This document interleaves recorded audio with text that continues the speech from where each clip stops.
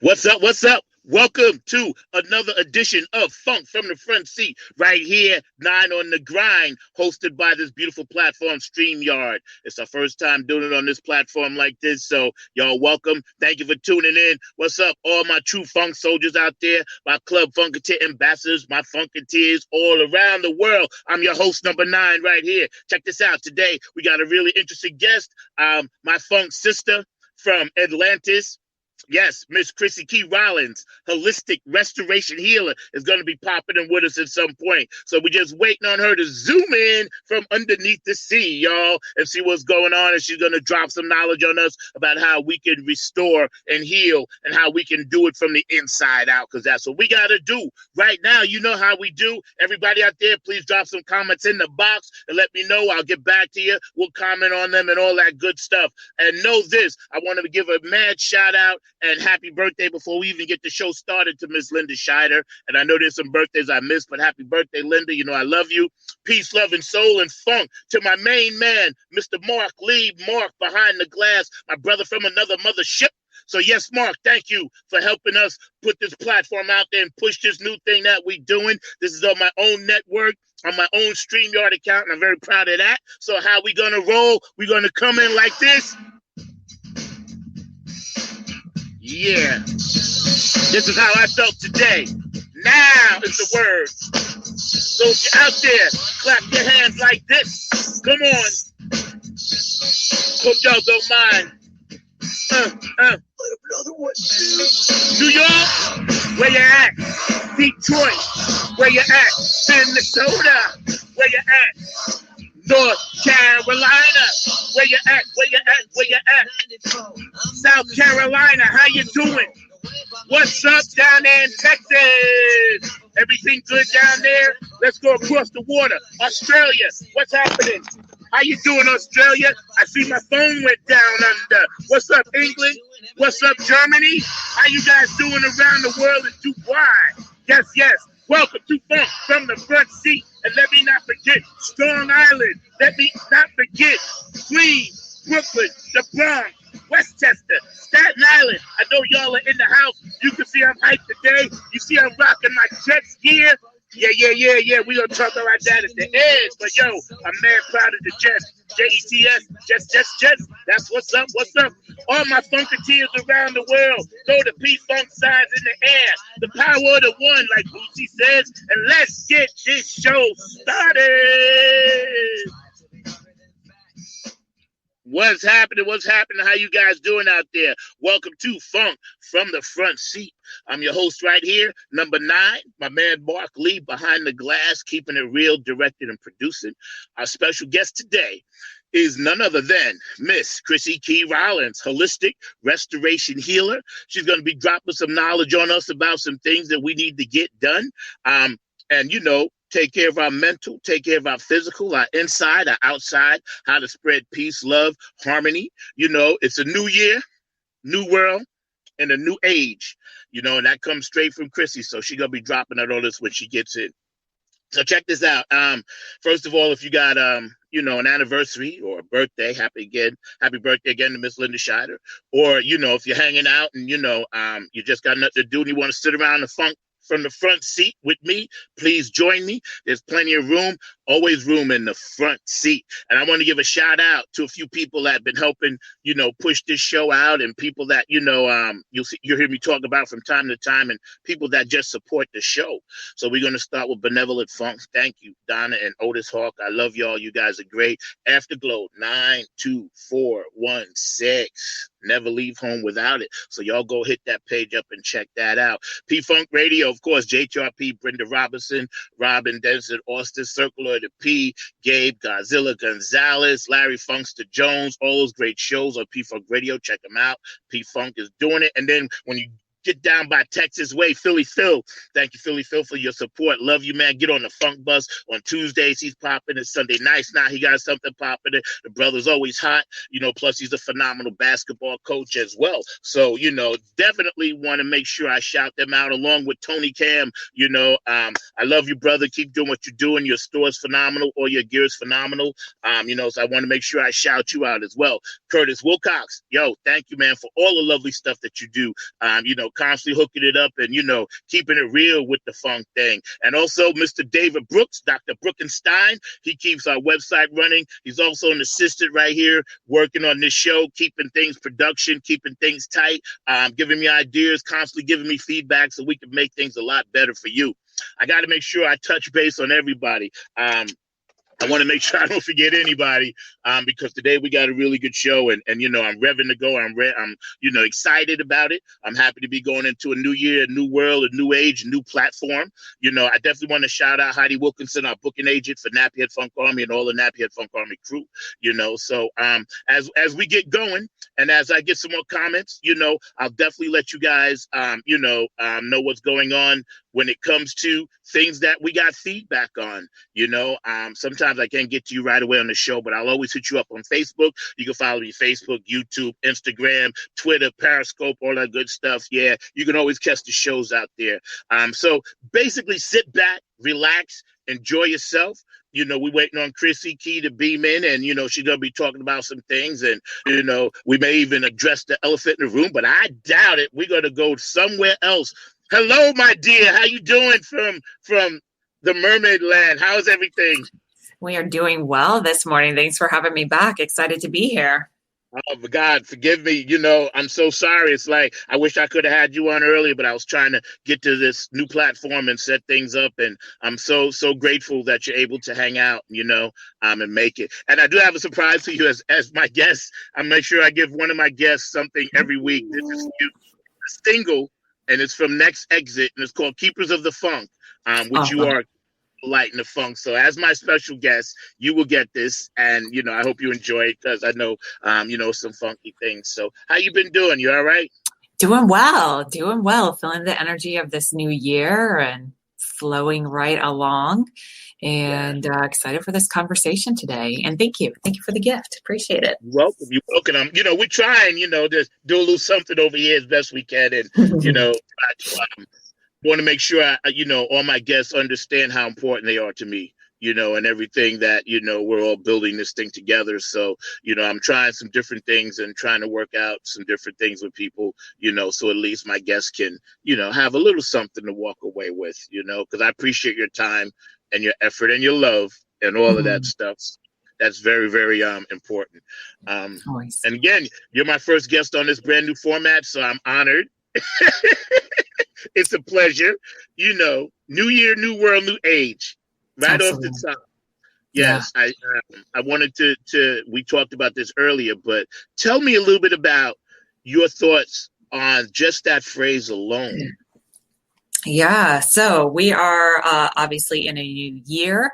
We have given birth to a new world. If anybody missed the memo, 2020 shifted things, and we are dealing with a completely different world around us as we continue this human journey forward. And we also hit the official mark into a new age. We're in the age of Aquarius. So we are moving out of the age of Pisces over the past several years. We're now fully immersed into Aquarius. And with that brings forth different energetic effects that are going to be making their way to us and through us. And it's going to require a different way of being as we journey forward, because what we have been doing is what got us here, and to get to where we're going requires a little bit different maneuvering to continue this journey forward. So it's up to each and every single one of us to do our part as individuals. And the better that we can understand these shifts that are happening, or let me say more specifically, the better I understand these shifts that are happening around us, then we can better navigate the shifts that are happening within us. And that's part of what we're facing in this 2020 year, is that we have split into two worlds. Some of us have moved on and are moving forward in this new world, and some people are still stuck in the old world. And it's completely up to you what experience you have. And even within that division of these two worlds and this splintering off, we have to give recognition as we journey forward that we're always a part of two worlds. We have the world that's happening around us, and we have the world that's happening within us. And if we're constantly just reacting to, at the mercy of, being victimized by the world around us, we're going to keep having the same experience that we were having last stage, last decade, last millennium. And it's just time to evolve. And those that are ready are doing it. And those that aren't are feeling I would say the consequences of it, the suffering of it, but it's not really a punishment. It's just, you're going to keep getting what you're getting if you keep giving what you're giving. Yeah. That's a good way to put it. I was telling Mark before you had popped on it, and I was like, I've been immersed the past 2 weeks, just isolated writing. I didn't really want to deal with people out. I was just trying to channel a lot of stuff inside, to try to make it positive and creative. And I was reading different things, and I told you I'm spiritual, and I read all kinds of things, and I pull something out, and one of the paraphrases of it was about, don't you can't believe your way out of something you behaved your way into. And I was like, okay, I can write around that, but I thought about you a lot over the past 2 weeks, and I couldn't wait to do this show, because it seems like we set this up before Christmas. Yeah. And it always seems like you're on at the right time. It just works out that way. So I never question it. So, yeah, and I haven't seen you since like Christmas. That was a while ago. Yeah, so I haven't seen you since last year, and I know you had a birthday, so happy belated and all that good stuff. Thank too. You. Appreciate that. Yep, absolutely. So it's in the new year, right? That we are in now. If we have an opportunity as human beings to go in it and tinker with that thing that might be slightly off in all of us, where would you say we start? Yeah, that's a great question. So if we use our past experience as a reference or as a guidepost, I think that this would be really helpful. Think back for a moment where you were and what was happening in your world, what was happening within your mindset, your inner world, your outer world, when we were closing up 2019. Just take yourself back there. I know it's a lifetime ago, but go ahead and project yourself back there. My face. Right. 2019, it was a long time ago. So at the end of 2019, we were gearing up for a new year. We were actually trudging right through January, much like how we're doing this year, right? But it was different. It was different. We knew that we didn't know what was on the horizon. We knew we didn't know what was going to happen in the world, but we did not know that we were going to face everything that we came into counter with in 2020. So now put yourself back to where we're at. As you move from 2020 into 2021, you have the gift, the ability to move into 2021 with that knowledge, with that awareness pushed to the forefront of your mind in a way that you previously have not done. And you get to enter 2021 knowing that you have no idea what the future is going to bring. You have no idea what is going to happen. We are venturing into the unknown. And what's weird is that we've been doing this all along. We've been doing it all along, but we just spent almost a full year of that being really pushed into the forefront of our mind, that we don't know what happens next, that death is a part of this human experience, that we never know what's going to happen, who it's going to happen to. So we could say, oh, great, now we're just getting more of the same, more unknowingness, more victimization, more of that suppression, more of that limitation, more restriction, more of stuff that I don't like. Or you can flip that around and you can realize, well, now that I have the foresight, the awareness that I have no idea what lies on the horizon, that anything is possible, now we don't have to be so blindsided. Now we can realize that we're more equipped. Now we can shift out of being the victim of our circumstance, and we can start to ask ourselves two very important questions. One being, what is it that I'm bringing to this world? What is it that I'm bringing to the world? If we want change, if we want difference, if we want equality, if we want justice, what am I bringing to the world? What are you bringing to the world that falls into alignment with this? How are you being in each and every moment? What are your conversations? What are your words? What are your interactions? How are you treating those around you? Not how are you judging them? Not how are you comparing them? Not how could they be different or more or change? But what are you bringing to the world? That would be the first question that I would ask myself, and I encourage you to do the same thing. And then the second question, and this is where we get into the deep stuff. This is where we get into the new age. This is where we move out of the Piscean ways of just trying to stay in our victim state and escaping through fantasy and feeling very like everything's happening to us when it's happening around us. And we can instead move into the age of Aquarius, which is very inquisitive. It's very curious. It wants to know. So when we step into the age of Aquarius, we move past what am I bringing to the world and what's the world doing to me? But what am I bringing to the world? And then what are you bringing to your world? Yeah. Because life around you is going to unfold how life around you is going to unfold. We got one part participation. What are we bringing to that unfoldment? The next participation, which is the one that I invite all of you who are watching this to really sit with, to reflect on, to engage with, to bring some curiosity around. What are you bringing to your world? Because if you haven't caught on yet, none of this is going to line up the way that you want it, how you want it all the time, because we didn't come here to please the ego. We came here to evolve it. Yes. So if you have been bringing the good, if you've been bringing the consciousness, the awareness, if you've been bringing all of that to the forefront, if you've been bringing the kindness, the compassion, the equality, the justice, if you've been bringing that to the world, ask yourself, what are you bringing to your world? Because everything that happens out here gets filtered through our own individual filtration system so that we can make sense of it, process it, interpret it. And it's going to be based on how things look, how they sound, how they smell, how they taste, those 5 basic senses that have all been I don't want to say ingrained in us, but we have been taught our ways to navigate this world. Well, in order to really evolve that, you have to move beyond what it looks like, what it smells like, what it tastes like, and get connected to the fact that all of that is just a filter of this divine unfolding that's happening around you at all times. And if you want to get to the good stuff, you got to stop waiting for it to show up out here. And you got to work on those filters so that what you are experiencing inside yourself, in your world, what are you bringing to your world internally with your thoughts, with your feelings, with your emotions, and your thought process and way that you make choice.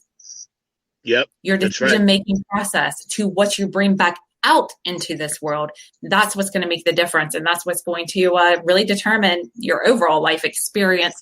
But it's going to make a difference on where you are putting more of your energy. Is it in those things that you cannot control? If you need a list of things that you cannot control, please see 2020 because it will highlight all the things that are outside of your control. Pretty much. Yeah. And you can turn that attention to where you can truly be effective, not only effective for yourself, but be more effective for those around you by paying attention to what are you bringing to your world, because somebody could be serving you something that is the best thing ever. And if it's not wrapped in the package that you expected or how you want it to be, or if it sounds gruff or too in your face or whatever it is that is triggering you on the inside, you can miss all the goodness that's wrapped inside if you're still judging and again, projecting our superiority, our moral superiority, our spiritual superiority, our egoic superiority of knowing more, being better, deserving more, whatever that thing is, then you're going to shortchange your experience. And really, at the end of the day, you got nobody to blame except for yourself.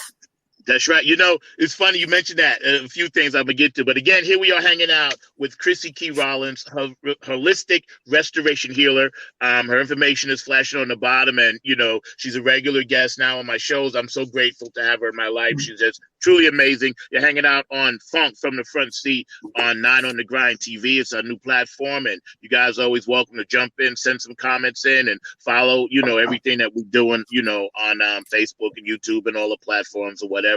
But it's funny because remember about 3 weeks ago, I sent you a quick text, right? I'm always texting her just so you know, you guys know out there, she's one of my go-tos. Anybody watch it, I always and I try not to disturb her, but I said, I was trying, because I'm an Aries warrior, that whole thing. And, you know, I was trying to let you know that this thing was coming. I couldn't put it into words.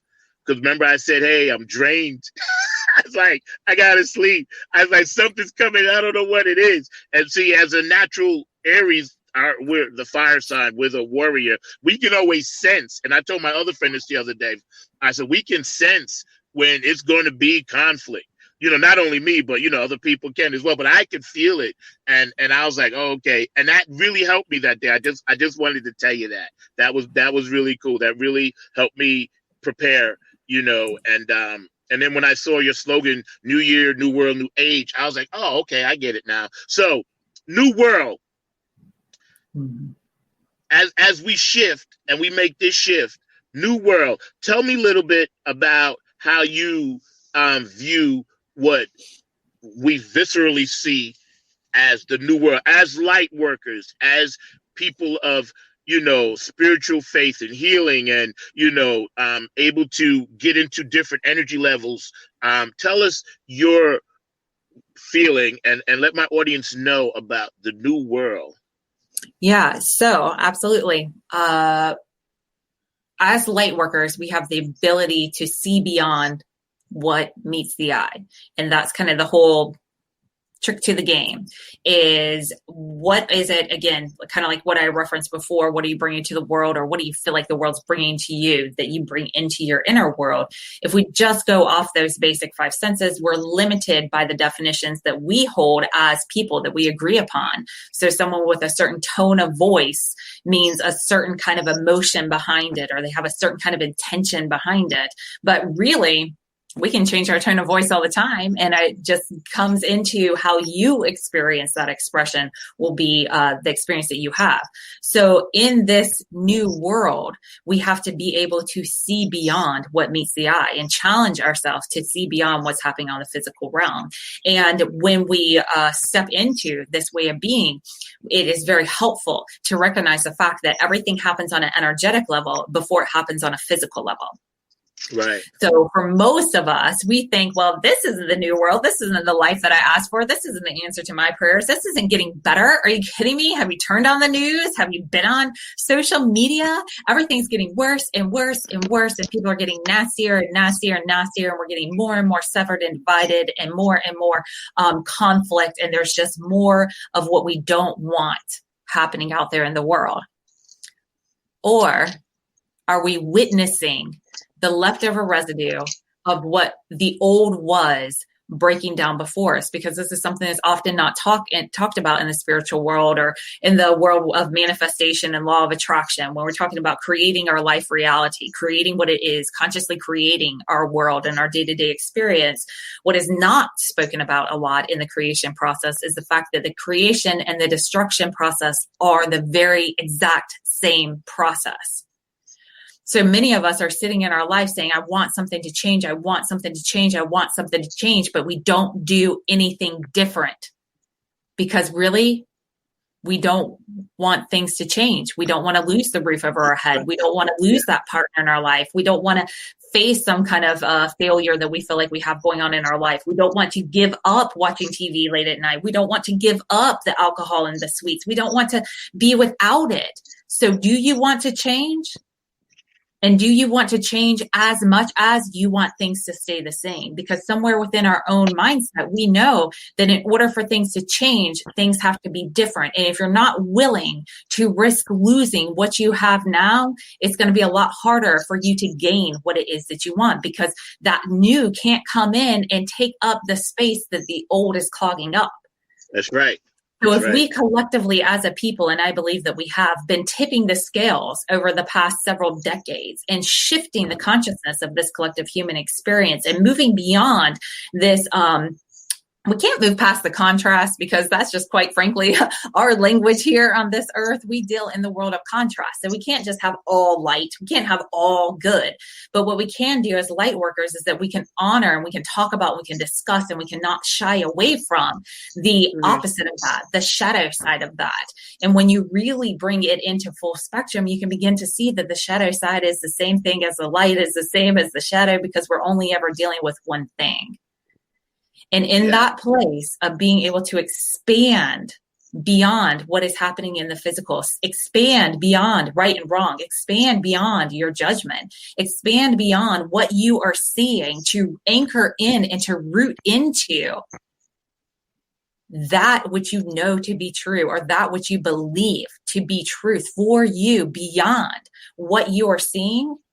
That's when you start to tip the scales. And that's when you start to relax into the destruction process, because you realize the only things that are going to chip away are, one, the things that agreed to go in the first place.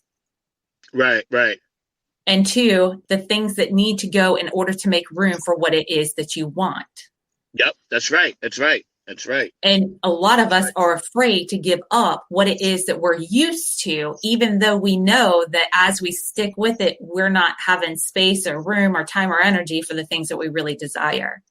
Yeah. So we Yeah. consciously tell ourselves we're going to do something different. We subconsciously show up for the same assignment every day, and we get stuck into these holding patterns, tripping over ourselves in our pursuit for something more, in our pursuit for something different, in our pursuit for having things change.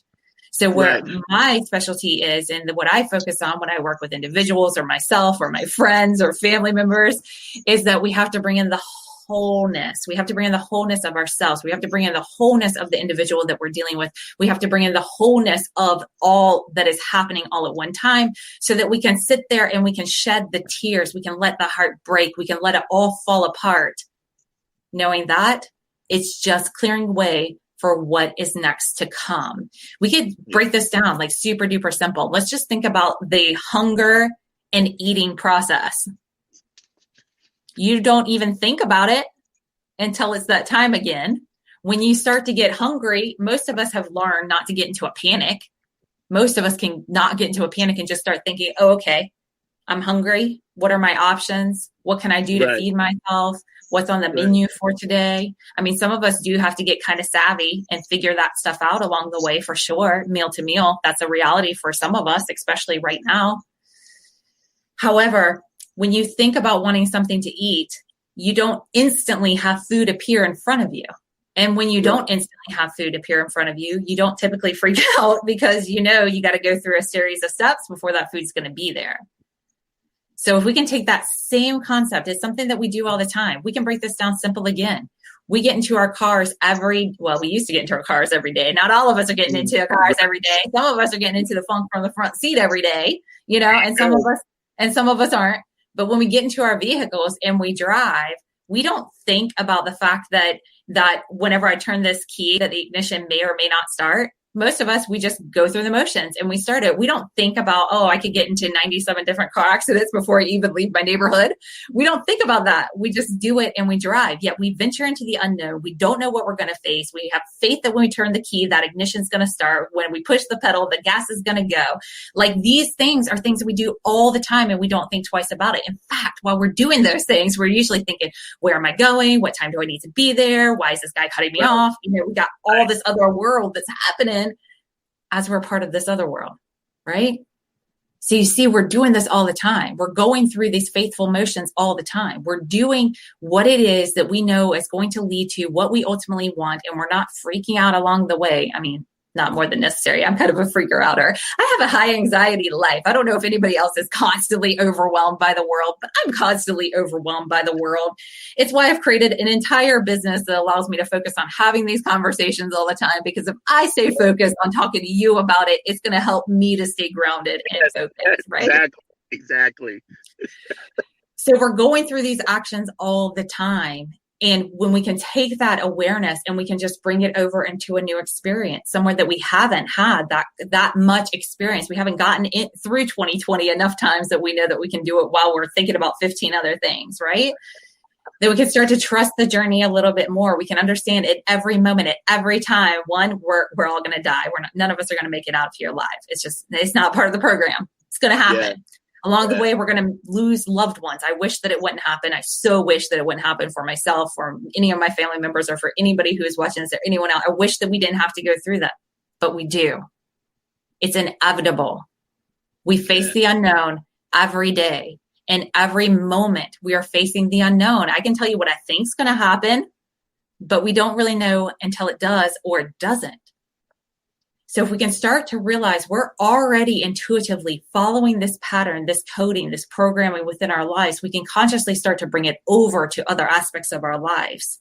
And we can start to realize there's no difference in getting in that car and driving to wherever it is that you got to go to do whatever it is that you think you got to do. Then there is stepping into the full awareness, the full present moment of right now, and making a choice that's different than what you made before. knowing that there is no right or wrong, that this is just clearing the way. Whatever comes up just needs to get out of the way so that you can live more fully into the life experience that you desire. And I feel that happens not when everything lines up around me just so, but when I know that I'm being as true to myself as possible, I am bringing the fullness of myself into every moment, and I am bringing and welcoming in the fullness of the other people that I'm dealing with, even if the splintered off part of them that I'm actually interacting with isn't representing that or isn't in touch with it as well. But if I wait for their world to change in order to change my world, we're going to be stuck in this holding pattern for quite some time. But That's when we realize, you made some very good points, because when we do move stuff out the way so this new stuff can come in, I think, like you mentioned, a lot of the anxiety, extra stuff kicks in besides just life, because we're like, hey, how can I, like you said, live without this? How can I, but with not realizing that we could be, just making room for that new thing. For my audience out there, again, we're hanging out with Crissy Key Rollins, holistic restoration healer, amazing woman, amazing spirit on in this journey, in this energy source at this time on this planet. And I appreciate that, and thank you. Can you kind of walk our audience through how they may be able to simply recharge, not a complete reboot, but I think a lot of people sometimes may want to recharge or reboot, so to speak, and they might not know I don't want to say a quick way to do it, but let's just say a less complicated way. If they're just now understanding where we are, and they just now click that light on, and they're like, oh, wow, I'm in this thing now. Now I'm here, but I don't know what to do with it. Can you give people a little insight about how they may actually go about doing that? Totally. Absolutely. So one of the things that keeps us in the most angst and the most suffering, the thing that you could instantly switch like a light switch in any situation that will help to bring in instant relief, as far as our perception, how we're interpreting things, how we're seeing things, how we're experiencing things, is to realize what it is that drains your energy. Now, most of us will think, well, this person drains my energy, or this work situation drains my energy. But really, if you start to look at it, that's also, taking the responsibility off yourself. It's saying that you're a victim of what is happening around you. And what would be more helpful is to understand what's happening within you whenever you engage with this person or this situation. And what you'll find at the root of most of it that drains our energy lies judgment, or we could also say self-judgment. Right. A lot of times judgment's what we project outwardly, but really the only reason we project outward judgment is because we have self-judgment. We would not judge other people if we were not judging ourselves in comparison to them. Does that make sense? Yep. So that judging and self-judging is at the root of most energy drains that are happening within our lives. We're judging our situation. We're judging the other person. We're judging what we deserve. We're judging what was happening. And all of that judging is very, very draining. Yeah. So when you find yourself getting the energy drained, when you find yourself tipping or just thinking like, what the world is going on? Or why did they say that? Why did they do that? Why are we going through this again? When you feel that angst start to rise up, and challenge yourself to be very honest and recognize, what is it that you're judging? How are you perceiving the situation? Just take it into your awareness. It's not a right or wrong. You're right for the judgment, wrong. This is just awareness. Awareness is always, always the first step, because you're never going to break out of cycles of anxiety, cycles of abuse, cycles of suffering, depression, unless you first have the awareness. We don't make a move towards something to eat until we have the awareness that we're hungry or we're going to be hungry, right? Yep. So once you have that awareness there, even if you can't figure it out, just bring your awareness there. What that does is that it brings you back to the present moment, right here, right now. It allows you to kind of get out of this out here thinking, and it bring you right back here to the here and now. And in that awareness, as you come back to the now, the most powerful tool that you can use, this is a free tool. Anybody can access it. You don't even need Wi-Fi to do it. It's using your breath. Now, breath is an interesting thing. Some argue there's just really curious when you start to think about breath. Are you breathing or are you being breathed through? Are you making that breath move, or is that breath moving and inflating and inhaling you? We don't know. This is the curiosity about life. Welcome to my world. This is what I like to explore all the time. I got you. In this place of breath, we can realize that it is a very powerful tool. In fact, it is so powerful. Do you know the difference? Physiologically speaking, this has been studied by scientists, psychologists, all those people. The only difference between fear and enthusiasm, they're the exact same physiological effects. We have the same impulses, the same triggers that go off inside the body, but there's one difference. And the one difference between fear and enthusiasm is that with fear, you shut down your breath. You stop breathing. Yeah, that's deep. So in essence and in literalness, if you, in moments of fear, can get your breath to move, you can shift your own energy from fear to enthusiasm. Now, it might take a little bit more mental gymnastics and a little bit more discipline to really get into an enthusiastic state whenever you're facing fear. But if you just drop in the narrative that I can only be feeling this if there's something for me to move, clear, something for me to receive on the other side, now you might face that fear a little bit differently. But we can get to that point. For right now, because we're at the beginning, we're looking for awareness. I'm feeling angst. There must be some kind of judgment. If I can't pinpoint it now, maybe that's a good reflection point for later when I've calmed down, when I'm not quite as triggered. And then get that breath moving. The other thing that's interesting about breath, besides the fact that it's like a vitamin, a nutrient, it satiates all the cells of your body. And most of us are shallow breathers. Most of us don't breathe enough. Most of us hold our breath in. I mean, like most of us are like literally holding our breath, waiting for something to happen. So getting that breath moving, making sure that you're oxygenating your fingertips, your toes, all the nooks and crannies in your body, getting yourself fully oxygenated is just as powerful as getting yourself fully hydrated or, satiated with nutrients. But the other thing about breath is that that's how we entrain with one another. Mm-hmm. So my spirit and your spirit hook up and get intertangled whenever our breath syncs up. And if you're not conscious and you're not paying attention, as humans, we naturally sync up to the breath of those that are around us. Yeah, That's why some people agitate us and why some people we relax around. It's what happens. So if you're starting to experience a situation or a person that you don't desire, focus your attention back on your breathing and notice if the other person is ramped up, if they're agitated, if their senses are heightened, chances are they are not breathing. And if they are, more than what is absolutely necessary to sustain life. They'll probably have very short breaths. They probably are not breathing very deeply. They're probably living on the very top of their lung capacity and at the very surface of this life experience. And your ability to breathe when others can't is one of the most powerful things that you can do, not only for yourself, but for the other person. Because the first thing that's going to happen is that you're going to break your entrainment with that other person. So you will not be carrying their energy. You ever have that happen where like you're just hanging out in your house, having a great day, someone comes in and all of a sudden all their emotional energy's on you and now you're stirred up and now you're in the middle of a fight and you're like, I don't even understand how we got here. How you got here is that you weren't paying attention and being responsible with your energy and your breath, and your energy and breath got intertangled with somebody else's energy and breath, and they were able to transmit that all over to you. By breathing slowly, by breathing deeply, not only do you become back into your own conscious awareness, can get back into your own conscious choice making, but you break that entrainment with the other person. And what's really, really cool is that you can begin to breathe for that person.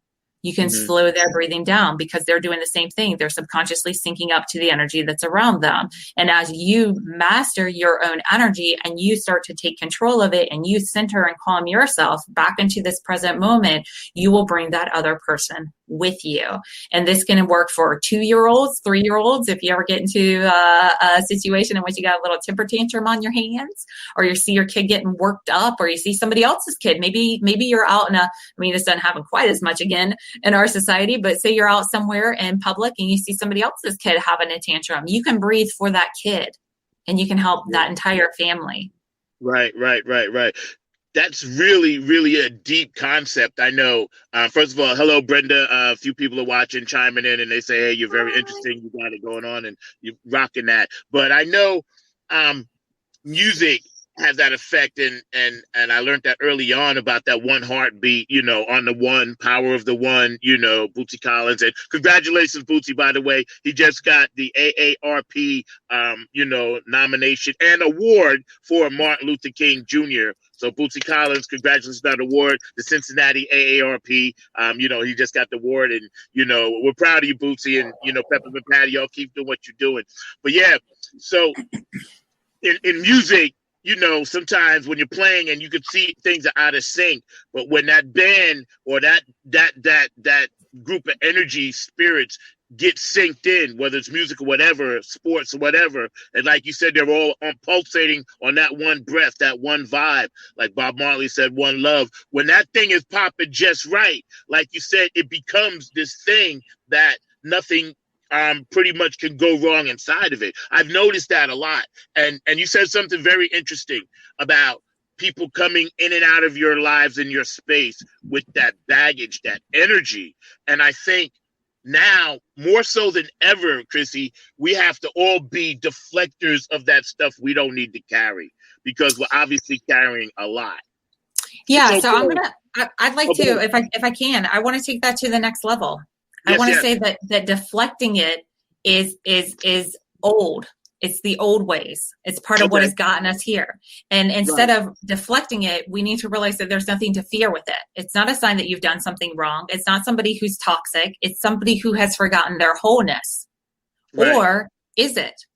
Is it a spiritual being doing exactly what that spiritual being is supposed to be doing so that you can get in touch of the times that you abandon your wholeness? Right. So instead of deflecting, I would love to just invite you to consider and reflect on and just try it on for size of opening yourself up to transmuting that energy, to recognizing it for what it is, allowing it to be what it is, and then also recognizing what it is not. Because this is part of what's gotten us into this sticky situation. We're so worried to not be that which we're afraid that we are, that we don't realize that by honoring what things actually are, what you are not naturally falls away. Right, so we get afraid of those that trigger us. We want to move away from them, and we want to say that they're the ones that we don't need to be around. And I'm not saying that this is what you're saying, but this is a common thought. But what ends up happening is that we don't realize the one who holds the toxicity is wherever you go, because it comes up within you. It's not something that they bring on. Right. So perhaps they could be a little bit more mindful of their energy. Perhaps they can step out of some victim states, or perhaps you need to evolve the way that you interpret them so that you see nothing other than your beloved who has forgotten who they are, the light trying to find the light again. Right, and when we can realize that we are the light and that we're here to be the light and to remind others when they have forgotten that they are also the light, then we can allow that energy to come to us. We know that it's not taking anything from us. It isn't adding to our value if we are better than that, or decreasing from our value if we allow it to happen. It just simply is what it is, and we can allow it to flow. We can allow it to transmute, and then we can bring the wholeness back to the equation. Because if you only send it back out into the world, it's just going to be that same experience, that same judgment pinging around. And instead, we can say, well, that might be part of the experience of what happens as I transmute this energy. Because believe me, I've transmuted energy that was thrown my way and the other person was not interested. So they just took their energy and pointed it in another direction. So that's a natural thing that can happen as well. But I would love to just expand that conversation and that thinking just a little bit more to say there's nothing for us to fear. There's nothing for us to lose. There is nothing that you can lose that is meant to be yours. And it's okay to be radically honest in a compassionate, vulnerable way that honors the wholeness of other people as well, and the rightness of every moment. Because remember, it's not that there's right or wrong things happening. This is just where we're at in the physical timeline for this inevitable energetic unfolding that we're all collectively participating with. Right. You break it down deep. This is why I love having you, Crissy Key Rollins, right here on Funk from the Front Seat, 9 on the Grind TV, on a brand new platform. And I'm very grateful to the universe for setting it up so we can actually do this. And, when I first met you, I said, definitely want you to be a regular, because when you come back and you drop this knowledge, it always kind of replenishes my show and my energy and my listeners and my audience, because we get into so much of the funk, and we get into so much of the other stuff that's going on. Every now and then I need to come in and just have you just be this sage and come in and just like heal everything that I really want to do, and that we're doing together, you, me, and a lot of other people that are out there trying to put this positive thing together. So speaking of which, tell me a little bit about your business. I know Patron is really a big thing, and you're blowing that up. So tell the audience a little bit about what you're doing on that, because I think they really, really need to know. And I would suggest you guys drop her, follow her, drop her a line, talk to her. I'm telling you, this woman is really, really deep, and she knows what she's talking about. Trust me when I tell you. So, tell us a little bit about that. Well, thank you. I really appreciate that. So yes, I have a page on Patreon. If you're not familiar with that, it's a membership community. You have full control over how much you give monthly, how long you give. It's totally up to you. And at each different membership level, you get to unlock access to more exclusive trainings and connection with me along the way. So one of the levels that I'm most jazzed up about for 2021 is that last year for 2020, I had the insight going into the year that people are going to need support. I had insight and just channeled and downloaded that there was going to be devastation and disappointment that hit right as we were going into the start of spring, which we all know what happened. I didn't see that coming, but I had this instinct feeling that people were going to be disappointed and that someone needed to be there to let them know how to stay the course. So I began a holistic healing circle, and each month throughout 2020, I took them through the 12 levels of holistic restoration. And it was such a powerful journey. It was so on point with everything that was happening in the world and what we were dealing with in our day-to-day lives that I knew that this potent energy and conversation needed to continue in 2021. But this time, instead of starting it from the point that, okay, there's something for you to learn along the way and work through these levels, this time I'm going to revisit each of these levels and just get to the practical, tangible, integrative tips that we can use. So how do you take this level of holistic restoration? For example, the first level is expand. So when we think about this concept of expansion and expanding on the physical, emotional, spiritual, and metaphysical level, then when we are bringing this in for a healing concept, how does that look when we're dealing with the body? The physical body. Right. This is the place of angst for people, having to just be present in the body, having to deal with your physical bodies, the limitations, the challenges that we face physically within our own self. How do we take this concept of expansion, and what does that look like on the day-to-day when dealing with our body? The next thing that I took it over into is how do we take this over into our relationships? This is the next area of our life. I find that people get angst in dealing with their physical self, and then we run into angst in dealing with others. These could be family members. This could be people online. This could be people within your own household. We're all kind of a little bit more cooped up these days and spending more time around each other. So how does it look like whenever you take this holistic expression of expansion and bring it into your day-to-day life with your relationships? And then the last focus that we take, and I just hit on this little bite-sized trainings throughout the month, the last focus is how do we take that level of holistic restoration and bring it over into our financial world, our abundance, our professional world, our resources, how we make a living and sustain our life. Because I found that a lot of people run into the body limitations, they run into the relationship limitations, and then they run into money, financial limitations, how much they earn, how much they attract, where that money comes from, just knowing that all of your needs are going to be met and that the resources are going to be provided for you. So this year, as we're going through the different levels of holistic restoration, we're taking them and we're just putting like rubber to the road. We are saying, This is how you take this, and this is what you're going to run into. When you're not using expansion, this is what life is like. This is what you do to expand it. Just like how we talked about it today. You can be dealing with some sloppy jerk that shows up in your life and dumps themselves emotionally and energetically all over you, or you can expand that concept to understand that you have got your next assignment as angel duty, and it's up to you to decide how you are going to best represent your whole self in this moment. right? That's right. So that's what the Healing Circle is focused on for this year. I made a level in the Patreon page, so it could be a really easy membership option for people to get plugged into. It comes with weekly bite-sized trainings. These trainings are like 20 minutes or less, because I'm really getting to the meat and the heart of how to work with these concepts, because that's what I realized. Like, moving forward, we just need the practical. We need the tactical. A lot of us are ready to just surrender it over and follow the rules on how to move forward in a more empowered way. And that's what I'm going to be delivering.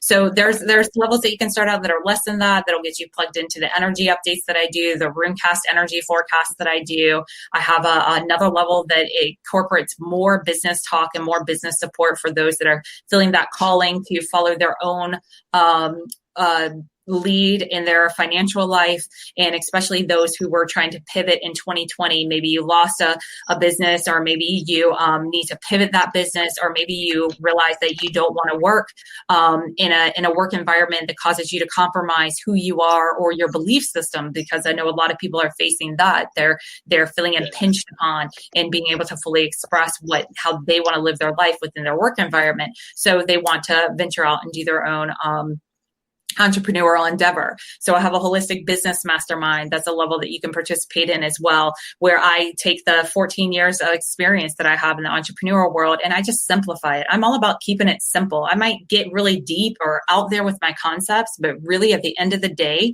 I'm about keeping it simple, making it very black and white, where you can't fail at it if you just are committed to trying something different. And so all of it that I put out through Patreon is focused on helping you to get more in touch with yourself, to trust yourself more, to redefine how the world around you works, and to give you that practical, tangible tools, supports, and insight so that you can bring these holistic concepts over into your world, again, in a very simple way, and it can help you to reduce overwhelm and to promote work-life balance. And that's where my passion is, and that's what I'm going to be focused on this year. So I'm pouring everything that I can through the Patreon page. I'm going to be using my YouTube channel more as a resource guide for people. So sharing information like, what do different runes from the rune set that I use? What are the meaning behind them? What are the healing properties of different crystals and gemstones, so you can utilize those? I'm going to be sharing a breakdown of astrology and the different signs. Yeah, so your gorgeous labradorite there. This is a really gorgeous labradorite that I wear almost like every single day. So I'm just going to be keeping it simple, keeping it bite-sized, keeping everything like 20 minutes or less, so that we can just get this in, have no excuse. That's it. Just really taking away the excuses for people. There's no excuse not to have a more fulfilling life experience. And part of what motivated and inspired all this is the feedback that I got when I checked in with my clients at the end of 2020. 2020 was a rough year. It was crazy. Yeah. But client after client after client, people that were in my support group, people that worked with me one-on-one especially, but those that were in my support group, all of them said, Crissy, this was my best year. I've never been in a better place financially. I've never had a better job. My partner and I have never gotten along better, whatever that thing was for them. And I realized my people are winning. They're winning. Because they're committed to doing it different, and there is a different way. And if you want it, it is there for you. But it's going to require for you to be different. And not everybody's ready for that. And I have learned not to judge that, because we're all where we're at in this beautiful unfolding. We all have our place. We all have our non-place. And it's not for any of us to rush anybody else along. We also don't have to have guidance and support. We have all of this intuitively within us. So if that is what calls to you, then that's what direction to go. But I know for certain that the path that I'm laying down for people to follow, the tools that I'm bringing to the table, they're universal, they're accessible to everybody, and they take away all the excuses. So if you're tired of it and you want a different way, let's connect, let's talk. And I always give people my time just to sit down and have a one-on-one conversation to get a reading on where you're at, what you want, and what you feel like is holding you back.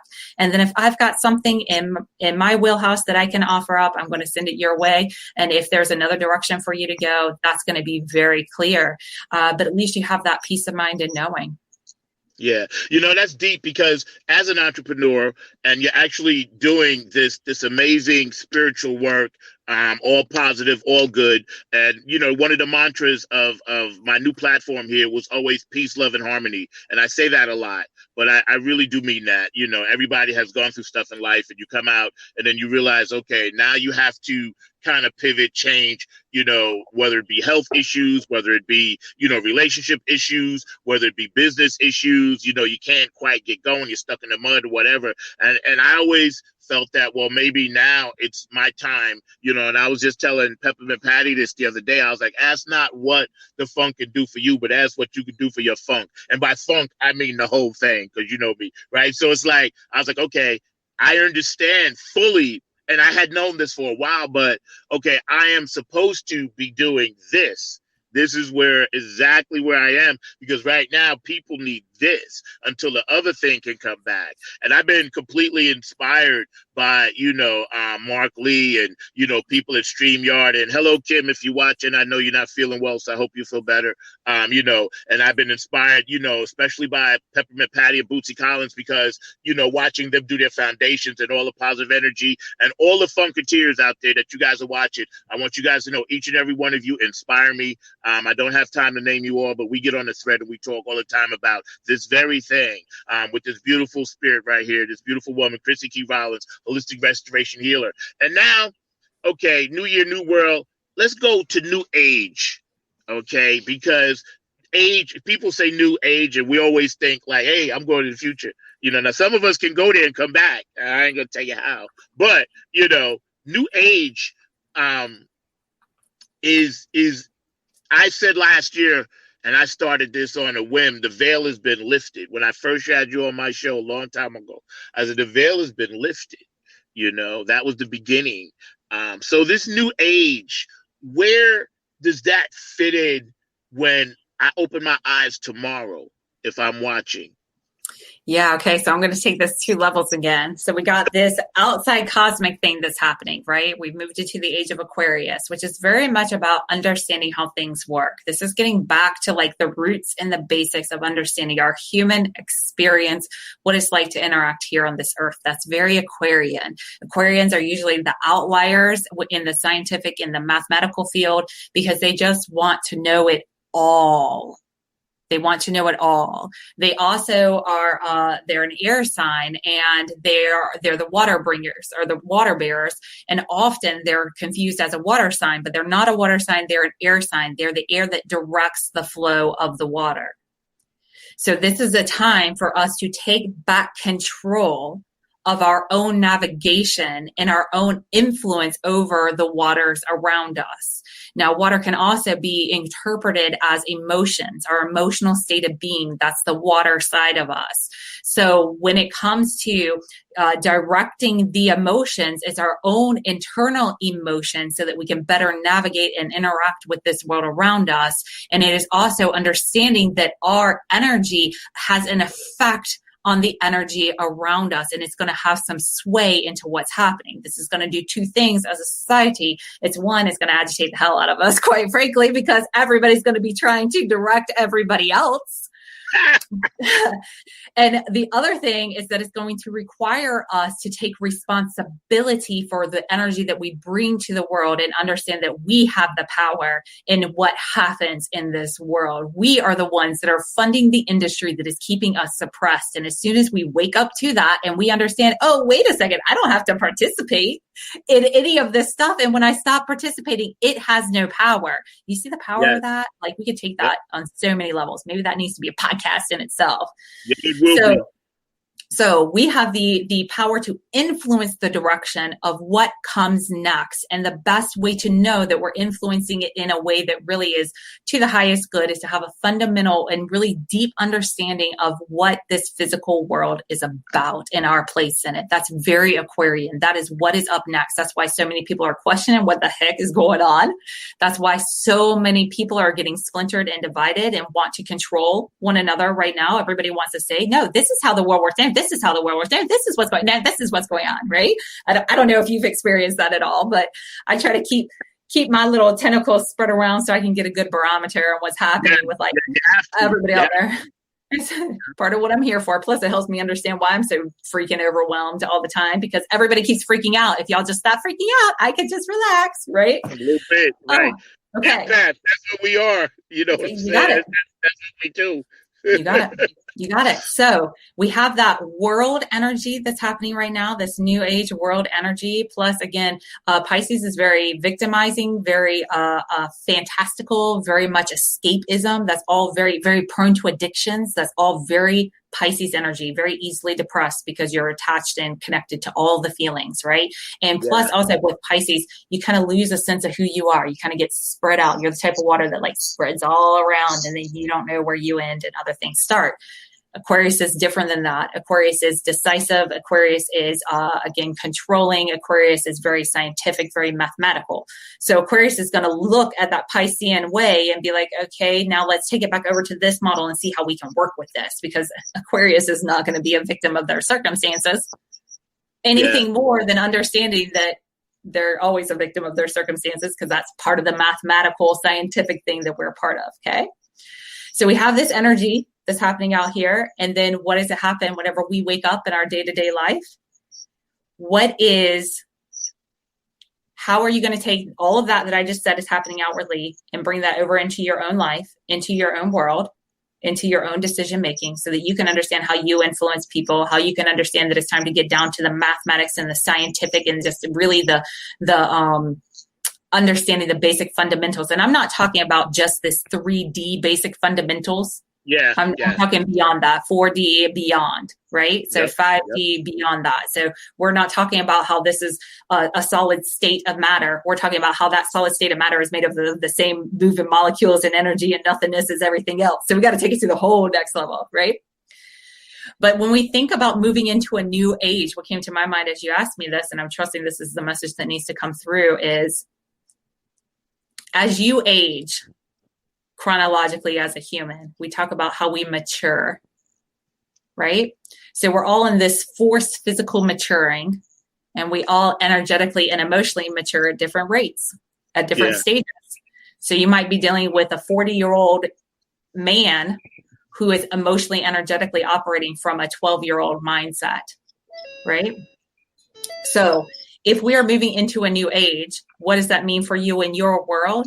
It's time for you to move into your next level of emotional, spiritual, and energetic maturity. And with maturity comes a sense of responsibility for your energy and the energy that you bring to the world, and how that energy influences and pushes people in other directions. And that's all based upon the scientific and basic mathematical fundamentals that you hold in your belief system of how this world works. So you see what I just did there? We have the new age cosmically, energetically of what's happening.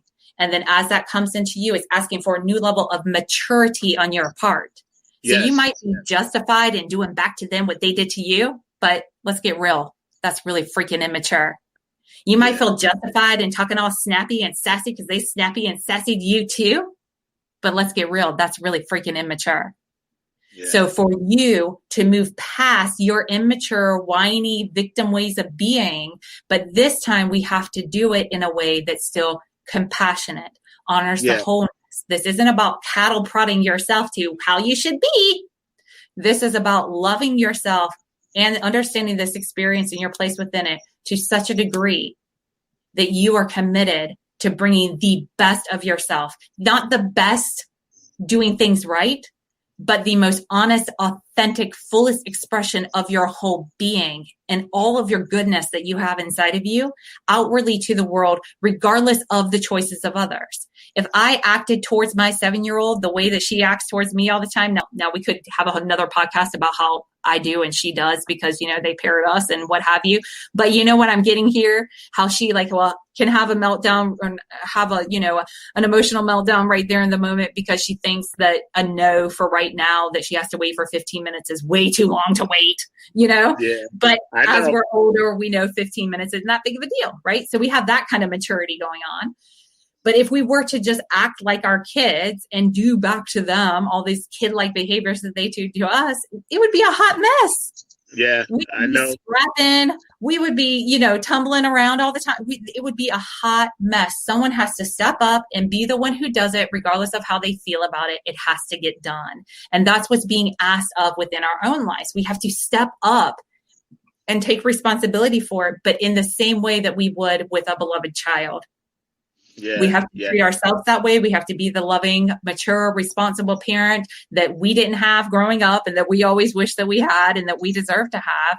And we need to be that to others when we see themselves slip into their immature ways of being. So I would yeah. say what is being asked in a new age means a new level of maturity, and not Right, just taking right. off another birthday like I just had, but bringing with that the awareness of your own energy and the responsibility of your own energy. And when we think about responsibility, it is your ability to respond to whatever it is that's happening around you. When you think about discipline, I don't even like that word. I wrote a whole blog redefining the word discipline because I'm like, yeah, that just sounds so restricting. But what I Yeah, found is that at the root of the word discipline, it just simply means to be a disciple of. right, So right, when you, right. That's so if right. you think about self-discipline, all that you're talking about is getting to the very Zen essence of who you are and understanding and being a disciple to, in service to that which you are. So Yep, the yep, more that I can reconcile the fact that my physical self is here to represent my internal one, and she's the only one who gets the assignment. She's the only one that can bring the voice to the table. She's the only one that can represent herself as I know her to be. Then it matters pretty big on how I use my words, how I use my actions, how I respond to life whenever it presents itself to me, which isn't all peaches and cream and roses and sunshine, yeah, because yep. I just haven't hit that point yet. But That's I one thing I'm am a really spiritual. understanding. Yep, exactly what you're saying, because that's my goal this year, to really understand the symbols that I use. We call them words, just to make things either better or worse. And I caught myself a few times where I was like, oh, I'm ready to go all in. I was like, no, that's only going to make things worse. But one of my favorite tattoos is "What would Jesus do?" And when you said that word disciple, I could hear my dad saying, yeah, she's right on point. She's right on point with that. And hello to my family in Virginia watching. I love you guys. Again, we're hanging out with Crissy Key Rollins. She's an amazing woman, beautiful spirit. I'm so glad she's in my life. And, we chat, a lot of times here and there when we can catch up, but she is definitely a regular as far as what I want to do and the messages I want to get. But I just want to share this with you. I love when you always mention about how we have to be tougher on ourselves, but then you always follow that up with a comment and say, don't forget to love yourself, or don't forget to be nice. And I think that's very important, because too many times we will cattle prod ourselves. I love that term, by the way. And I also like, take back the power, which I was writing down for another show. And then you always will say, but yes, but don't. And you're always letting people know how to keep that balance. And I think that's something that a lot of creative people have a hard time with. Yourself, you're creative. We struggle with balance because we're always so, you know what I mean? And it's like we forget, we need that thing. But sometimes we also need just that balance.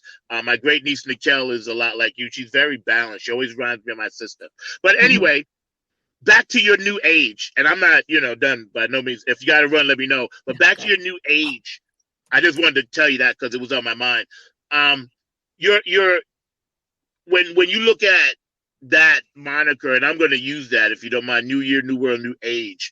When we get to the point where we feel now, okay, I'm ready to get out into the world. I've done my morning thing, my evening thing, and I'm good inside. I can now go out and spread this light, right? What would somebody just say that wants to understand this holistic restoration and how to spread that light to others? How would they approach the new age, let's just say world citizen, with some of this knowledge? How would they drop it on them? Yeah, so let's keep it simple.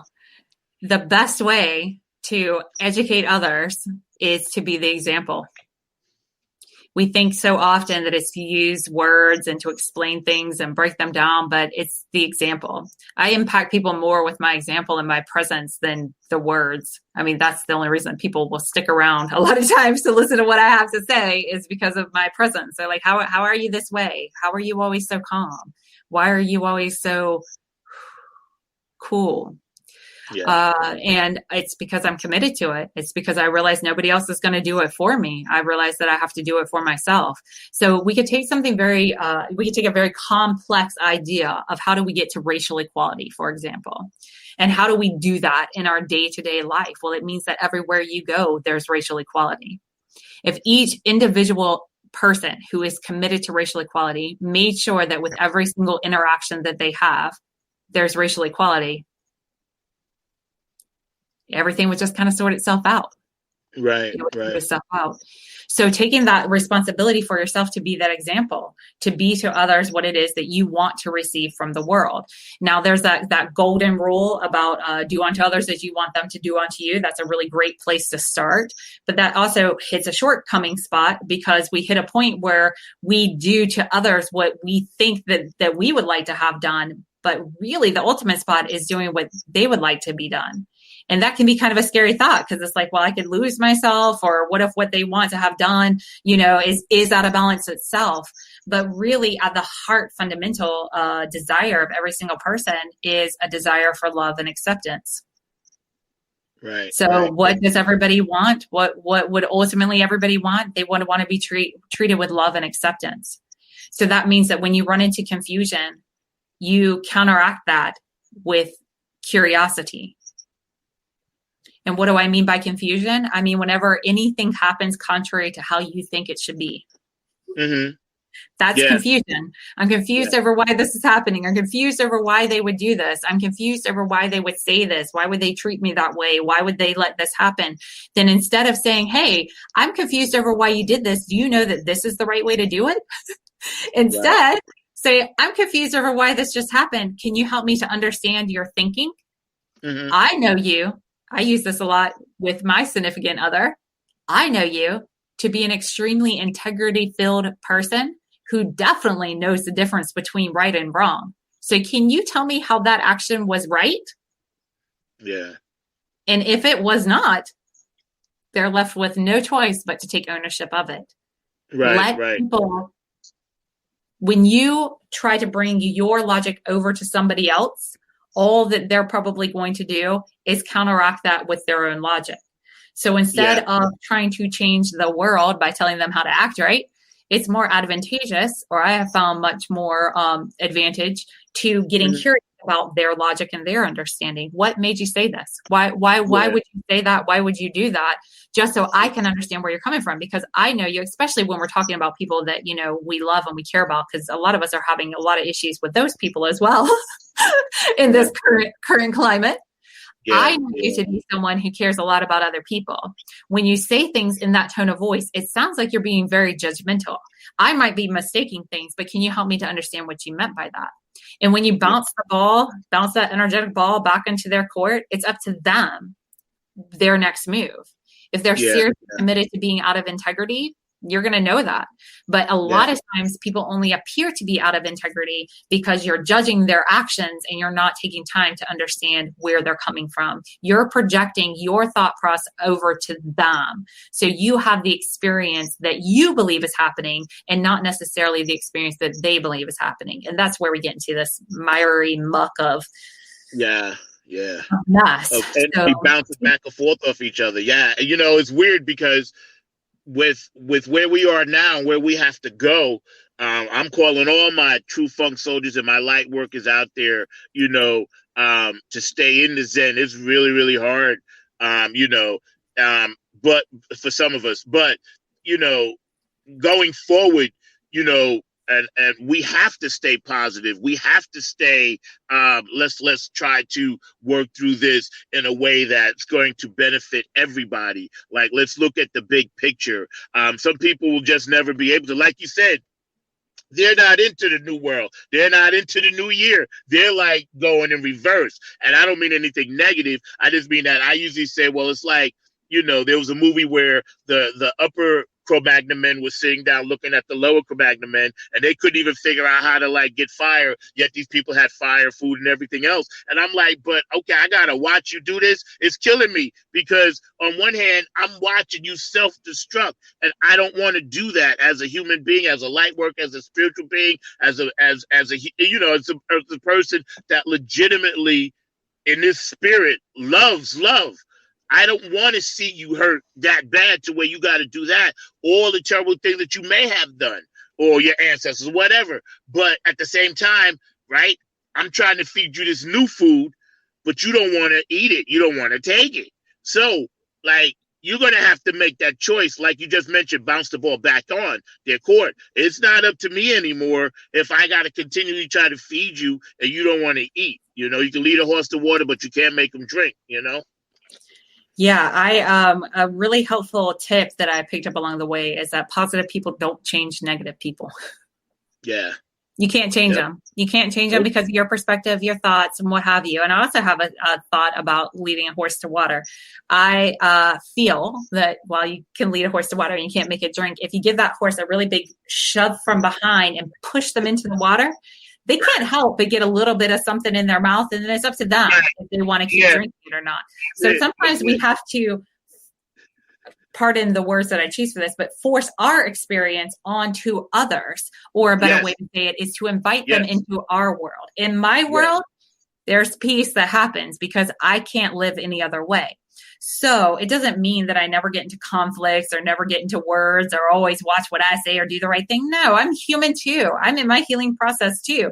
But by me stumbling into these places, it allows me to feel them out and put them into words and be able to help to guide other people through them. So I've accepted that's part of my assignment here on earth is to have a blinder to assholes.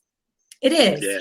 I fall right into their trap a lot of times, and I don't see any of their asshole ways until after, I realize this now. And then everybody around me is like, yeah, I was wondering what you were thinking the whole time anyway. And I'm like, well, how come I couldn't see it? But I couldn't see it. But I learned there's beauty in that. There's real beauty in that. I could beat myself up. I could be like, oh, you're so daft, or you're so naive, or you just whatever, don't have enough self-worth or value. You fall into these situations. But then I realized, no, that's one of my superpowers, because in falling in love with these people, it allows me to get in touch with their wholeness and be able to bring it to the outside. Now, notice I didn't say it allows me to change the way that they act and behave in the world. Not at all.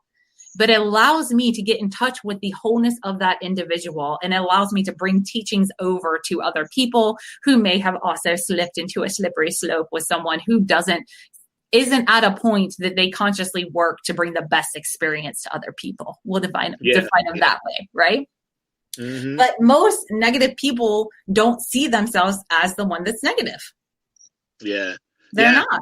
In fact, they were just fine until you showed up and started causing conflict. Right? That's deep. Yeah. Nobody's a jerk until you show up to tell them that they are. Yeah. We're all fine in a room by ourselves. All of us. Yeah. Now, I have very cool. Yeah. Sorry. Go ahead. No, I was just going to say that's very cool. I like that. Yeah. So we're not here to shove anybody along their journey. In fact, I kind of play this game with my own mind that, whenever the going gets tough, sometimes you got to shift your perspective, or I have to shift my perspective to just keep me in the game. And one of the ways that I shift my perspective is that I imagine or consider, because I don't know really, I consider the fact that I don't know what happens when somebody leaves the room. Right. I assume that my husband and daughter exist and they're on the other side of these walls, but I really can't prove it until I re-engage with them. Right? So I have been known to consider them as actors that are just waiting in the wings until it's time for their lines. Right. So what if that other person really isn't a jerk? They just have a script that they can't vary off of until you up-level your script. And you change the way that you interact with them and you engage with them and you interpret them. Now, some of us Right. can say, yeah, okay, they're going to be that way until I change myself where I'm not around them anymore. But all that does is keep you exactly in your same place and keep them exactly in their same place. If you can Mm-hmm. instead say, okay, I will not get a line from this actor in my life that is the one that I want until I stop falling into the pitfalls of his Yeah. messier, sloppier lines that he has out there. So, Yeah. Yeah. as far as I know, he could blow up, go off the handle, walk into the other room and be like, yes, I nailed it. He Yeah. could be totally fine. I have no idea. But all Yeah. that he did was act out the body movements and the verbal cues, the symbols that I needed to perceive to get in touch with whatever was unsettled inside of me. Mm-hmm. You see that? Yep. It's not That's him deep. doing anything wrong. It's him as divine perfection, decorated as someone who's a little off kilter in order to show that inside of me, I still have something that comes forth other than seeing his wholeness and compassion. Right. Which means I must still have a filter in place that doesn't see the wholeness, that believes things are happening to me based on the energetic resonance of how I interpret his words and actions, and compared it to some past experience that I had, either Yeah. directly, this is where it gets crazy, either directly or I witnessed played out with another. And it could be Right. another Right. in person, or it could be actors on TV that are playing it out that I witnessed. And now I'm interpreting this real life situation. You see how quickly this can get messy and tricky? Yep. But when we Yep. can simplify it as you're only ever witnessing, seeing, interpreting life around you in the way that's needed to bring up your next healing, now we're playing a different game. Totally Yeah. different game. You mentioned healing a lot. And again, we've been hanging out, which has been such a blast. Crissy Key Rollins right here on Funk from the Front Seat, 9 on the Grind TV. And StreamYard, you guys got an amazing platform. Thank you for that. You've updated a lot of stuff, and it's really looking good out there. And Mark behind the glass taking care of everything, man. I appreciate you. It's funny because healing is I never used to think healing was such an important word. We want to heal from, say relationships, or we want to heal from operations, this and that, or we want to heal our heart, and we want to go out and try to heal the world and touch people with music and all this other stuff, or art or whatever, right? But I never really understood the significance and the importance of the verb to heal until, this past year and a half, because, it took itself up to a whole nother notch. You know what I mean? Because there are people that we're going to have to forgive no matter what. Yeah. So we got to heal, right? There are situations that, will never be the same in some families, but they got to heal. There are business things that have collapsed due to this natural occurrence that on both sides, they're completely screwed, but they got to figure out how to heal, and I'm going to take that one word and kind of, think on that some more, because I love when you constantly reinforce that. And for those of you that are watching, this woman is very, very deep. She's totally with it, down with it. Crissy Key Rollins, Holistic Restoration. Please follow her stuff. It's all over the place. You can find her on YouTube and Facebook, and check my pages. Everything that she's working towards and that she's doing is for that one word, to heal, as well as other things, spread peace and love. But, when you come on shows like this, and I know you do your own shows and a lot of shows, and you got about 8 minutes. I just want you to tell us, how do you keep yourself healed? Yeah. So, really great questions. And it's been such an honor to have this conversation with you. And thank you, Mark, for all that you're doing behind the scenes too. And everybody who's out there watching, listening, supporting, and just really committed to having a more peaceful experience of yourself and others. I commend you and I recognize you for that. And of course, if I can help on the journey at all, then by all means, reach out, get plugged in and connected. This question around healing is very interesting because being a healer, someone who identifies as a healer, there was a pivotal point that happened in my life and in my healing journey and in my journey in assisting others in healing, of realizing that there actually is nothing to heal. There's only wholeness. And it really is just reconciling back and reconnecting to that awareness that everything is already healed and whole. And that's definitely a different approach that I take than other healers and coaches out there, other spiritual guides. When I work with you, I work with a whole individual. I'm not working with someone who's broke or needs fixing or we got a lot of work to do. No. In fact, what my job is to show you how to reconnect that awareness within yourself so that you can understand that you already are healed. You already are whole. And what you're experiencing in your physical and emotional and spiritual life are the symptoms of being disconnected from the awareness that you are whole and complete as is.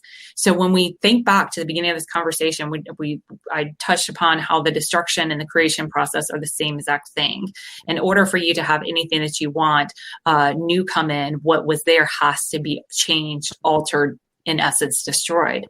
Well, the same thing happens with the healing process. If you notice, the symptoms of healing and the symptoms of disease are the same exact thing. Yeah. So the indication that there is something that is healing is actually a delayed physical reaction to the energetic healing that has already taken place. So I believe one only gets on this path if they have on some level connected to the fact that there's wholeness within them that is ready to come through out into this world. Right.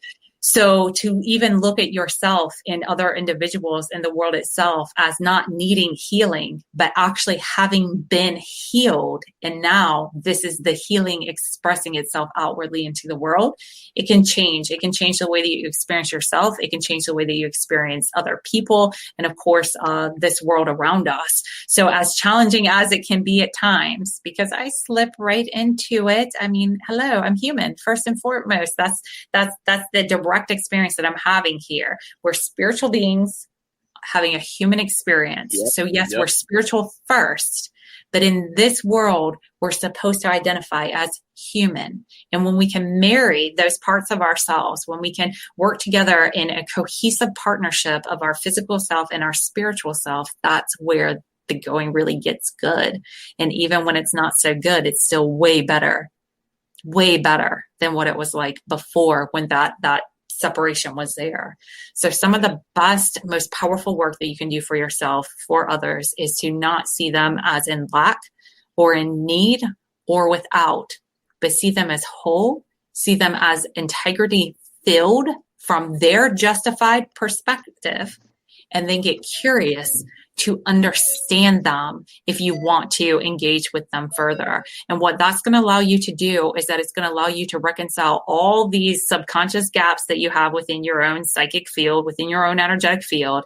It will allow you to bring to a full conscious reality and experience here in this physical world the experience of wholeness and of healing. And for me, that's been the most effective way to get to it.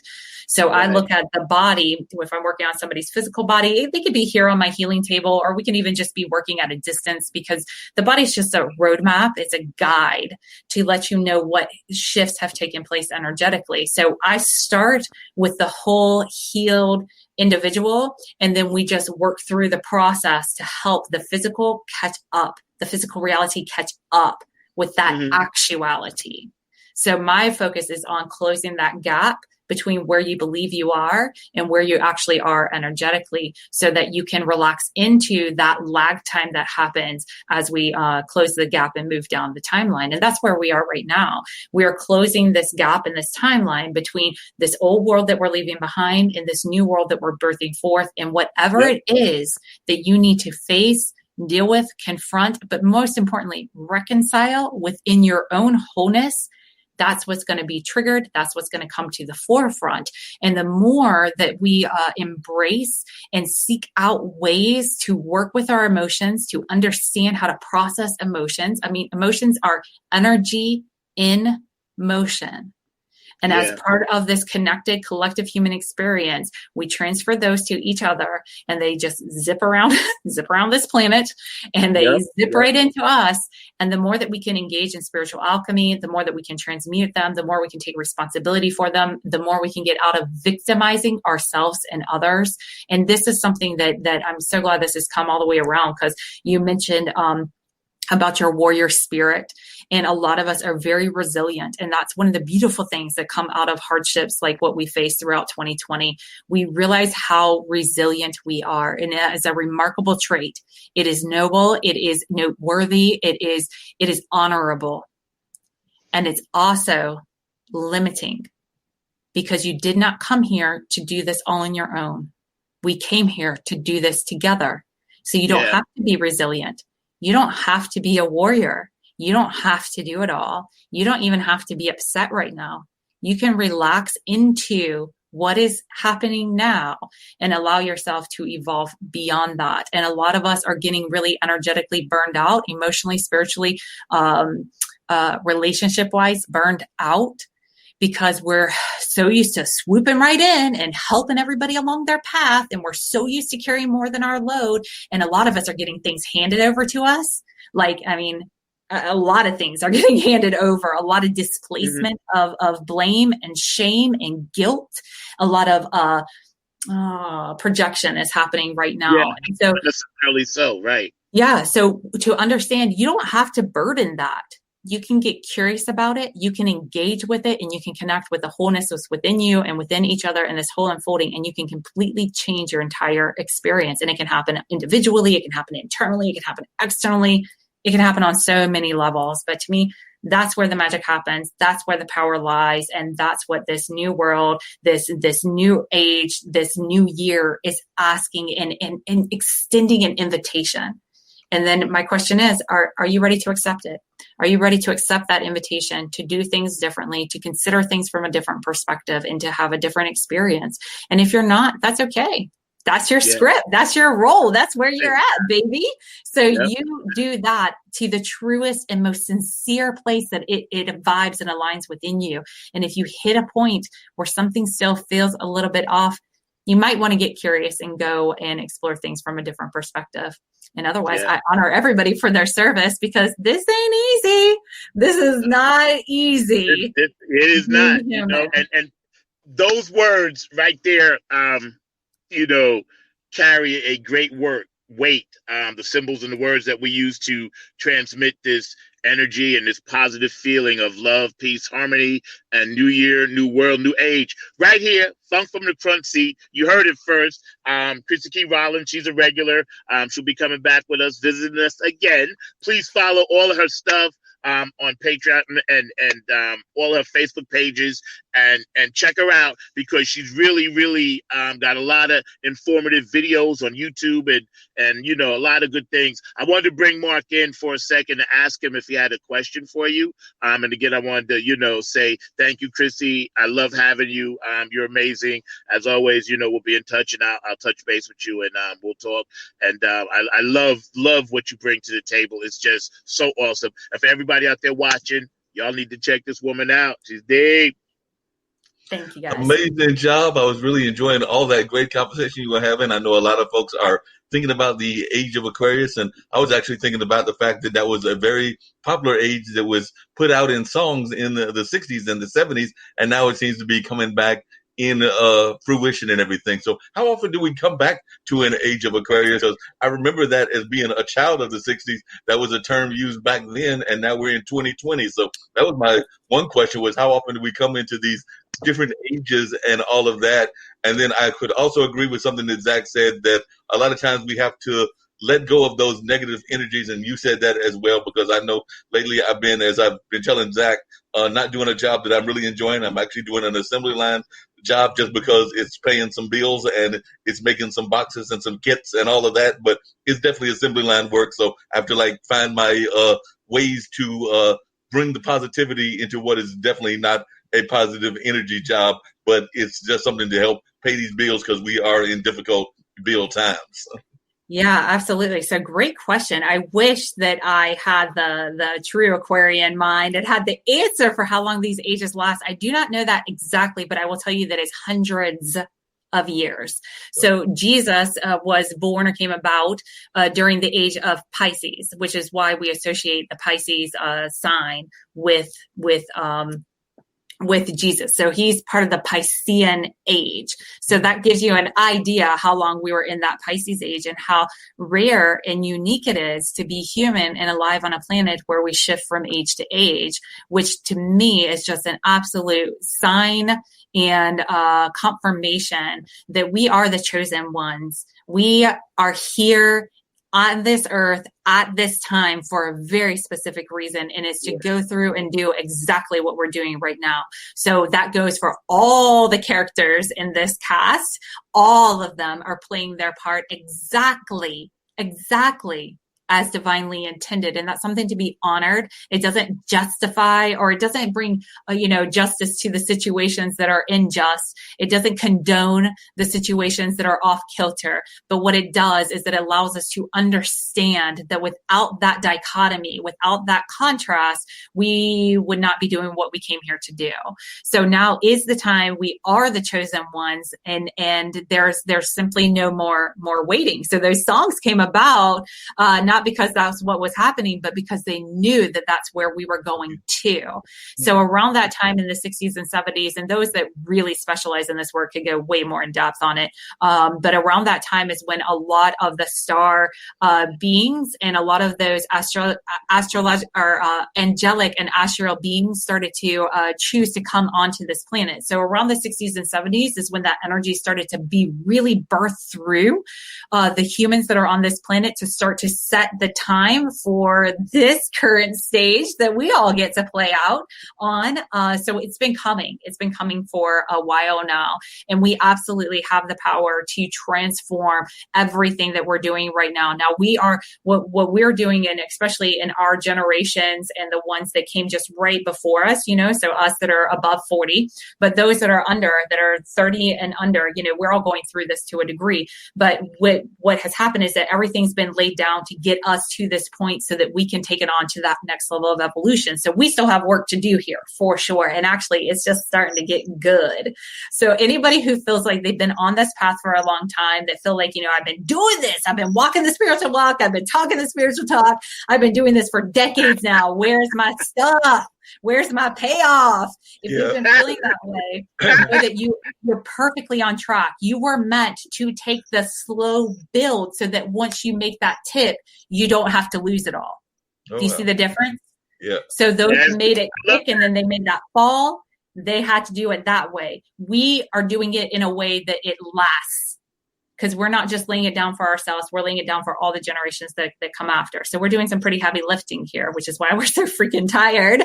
But also we need to remember we don't have to do it all on our own. So if you are facing a situation like Mark, and for your own situation where you're kind of closing the gap and making some, getting some needs met in the short run that don't really line up with where you feel you're destined to be in the long run, call a spade a spade. Recognize a stepping stone when a stepping stone's there in front of you. And for every box that you pack, that's one less box that you're ever going to pack again in your life.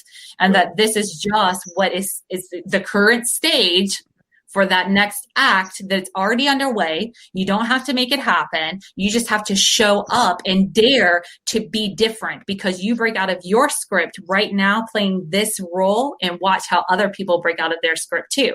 So what could that look like? It could look like getting curious whenever you're hit with that confusion. Mm-hmm. It could look like getting curious by asking different questions and starting different conversations that you might have in the past withheld. But now you can go into it knowing, well, wait a second, if that question's nudging forward or that curiosity is within me, the only one who's going to bring it out here in the world is the one who's getting the assignment. So let me see what happens if I dare to say this or inquire about that or ask about that or do something radical like quit. Mm-hmm. Hey, I thought about that.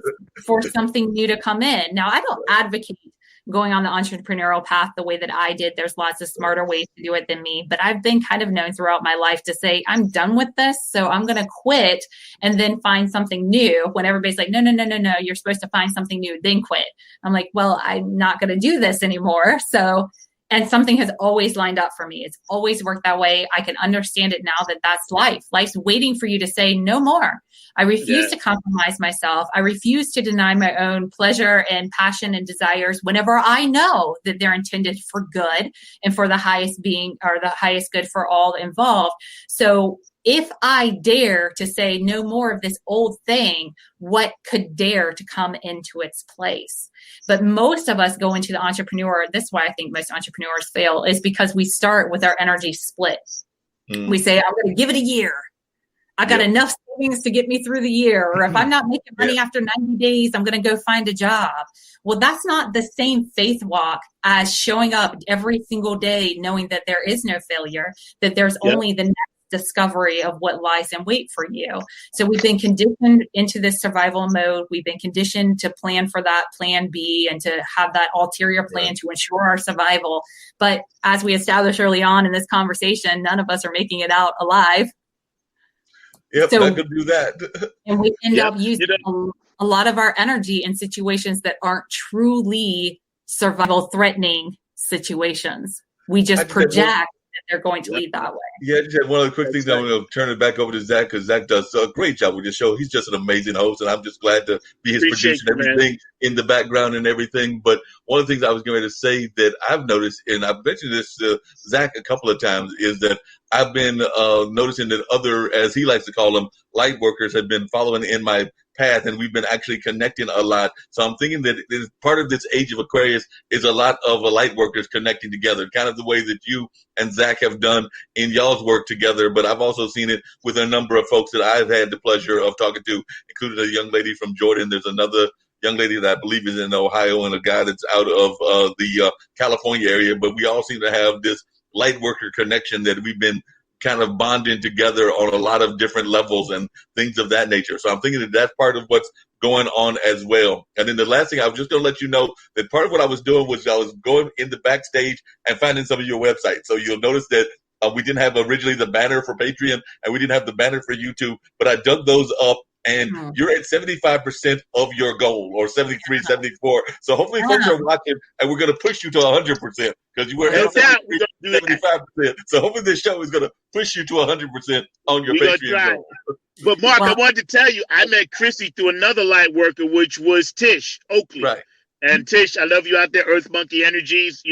Hope to have you back on soon. But yes, that's how Crissy and I originally met. So yeah, and I've been noticing the same thing too, Mark. Is like, we're all connecting for a reason, and I think it's to make our whole stronger.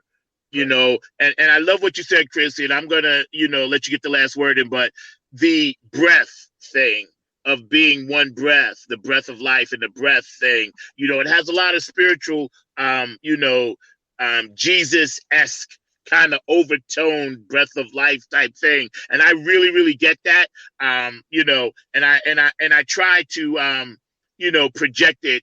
And I'm going to even try even harder this year, and make sure, because I know I've already pushed it out in a positive way. So I just want to continue to do that. Again, hanging out on Funk from the Front Seat ain't been nothing but funk conversation. For all you guys out there watching 9 on the Grind TV, we are here every Saturday, 12 p.m. Eastern Standard Time.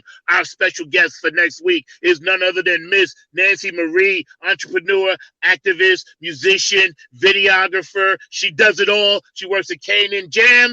Nancy Marie will be with us next Saturday, 12 p.m. Eastern Standard Time. Our guest today, Crissy Key Rollins. Last words, let it rip.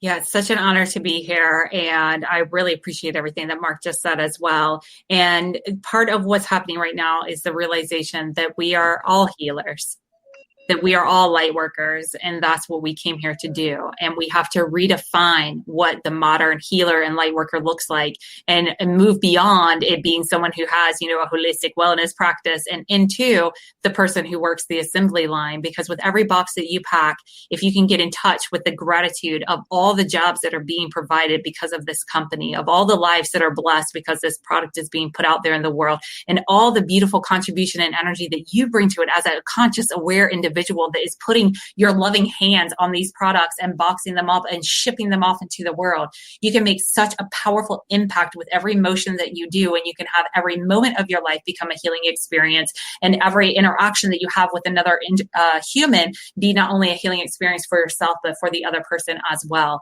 We have that power. We have that right. We came here to exercise it. Now is the time to bring it forth. It is no longer a time to deny these things within us or to wait for other people's permission to bring more goodness, more love, more kindness, more compassion, more understanding, more curiosity to the world. And it is not a time for getting things right or wrong. It is a time simply for loving ourselves, loving each other, and finding what there is to love about each and every experience, and making sure that you're bringing something that is loving to that experience as well. So it's an honor to be here. I'm excited to be a regular and to continue this journey throughout 2021 with you, Zach, and with you, Mark, and with all the listeners out there. And for sure, if there's any comments, feedback, anything you'd love to see us take these conversations into a specific direction or dive deeper into or simplify even more, I am completely open. I am humbly here at your service. And it's an honor to have this conversation with you, Zach. Thank you. Absolutely. And as my special guest, you get this next exit single on Keepers of the Funk, which you are Keeper of the Light. New year, new world, new age. Crissy Key Rollins. I want to thank everybody out there. We're going to end like we always end, because we always come in hot and we go out hot. So, Crissy, this is for you. Spiritual revolution going on. We're going to make this work. And I know you're here in North Carolina, but we're going to shout out to people in Georgia, shout out to people in South Carolina, Detroit up there making it funky, New Jersey making it funky, California, I know you funky, down in Texas, Louisiana, Oklahoma, up in Canada, Minneapolis, MPLS, Strong Island, New York, I know y'all are making it funky out there, and everybody around the world, Australia, Germany, England, Dubai. Yes, our guest today was Crissy Key Rollins, y'all. Take care. I love y'all. This has been your host, number 9 on the grind, TV Funk from the front seat. Get hype. Your mind is spiritual revolution for all of mankind. Are you down with it?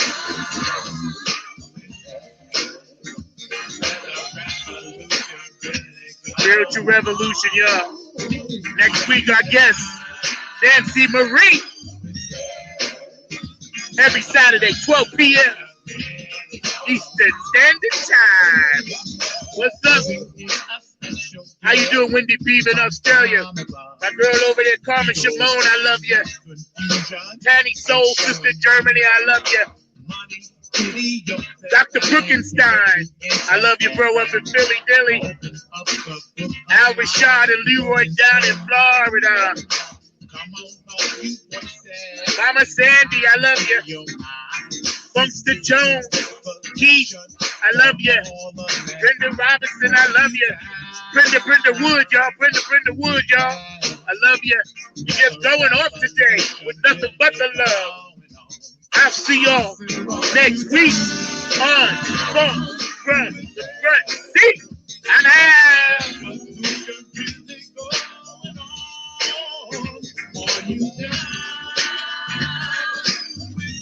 fly safe, y'all. And don't forget, hand sanitizer.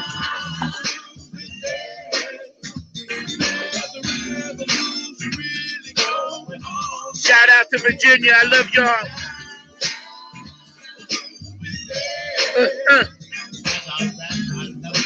Shout out to Patty and Bootsy.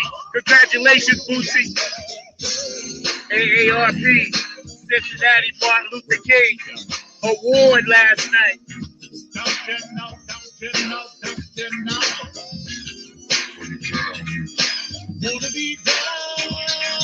I gotta get up out of here. I'll see y'all next time. Later.